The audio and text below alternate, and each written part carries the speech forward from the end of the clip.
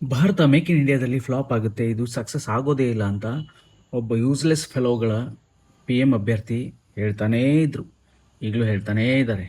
ಆದರೆ ಇಲ್ಲಿ make in India success ಆಗಿದೆ. ಇದನ್ನು ತಯಾರಿಸಿದ್ದು ಸ್ಕೈರೂಟ್ ಏರೋಸ್ಪೇಸ್ ಅಂತ ಒಂದು ಪ್ರೈವೇಟ್ ಕಂಪ್ನಿ.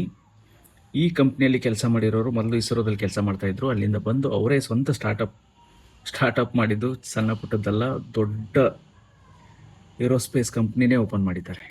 ತುಂಬ ಈಸಿಯಾಗಿ ಹೇಳಬೇಕು ಅಂದರೆ, ಒಂದು ದೇಶದ ಸ್ಯಾಟಲೈಟನ್ನು ನಾವು ಅಂತರಿಕ್ಷಕ್ಕೆ ಕಳಿಸ್ಬೇಕು ಅಂದರೆ ಅಲ್ಲಿ ರಾಕೆಟ್ ಅವಶ್ಯಕತೆ ಇದೆ. ಆ ರಾಕೆಟೇ ಈ ವಿಕ್ರಮ್-1. ಬರೀ ಇಸ್ರೋ ಅವ್ರು ಮಾತ್ರ ಮಾಡ್ತಾಯಿದ್ರು. ಈಗ ಭಾರತದ ಪ್ರೈವೇಟ್ ಕಂಪ್ನಿ ಕೂಡ ರಾಕೆಟ್ ಉಡಾವಣೆಯನ್ನು ಮಾಡಿದೆ. ಅಮೇರಿಕಾ ಮತ್ತು ಚೀನಾ ಆದಮೇಲೆ ಭಾರತವೇ ಇದನ್ನು ಮಾಡಿರುವಂಥ ದೊಡ್ಡ ಸಾಹಸ. ಇನ್ಮೇಲೆ ಭಾರತ ಬರೀ ಸಣ್ಣ ದೇಶ ಅಲ್ಲ, ಅದೊಂದು ದೊಡ್ಡ ದೇಶ. ಭಯಂಕರ ಬೆಳವಣಿಗೆ ಆಗ್ತಾ ಇದೆ.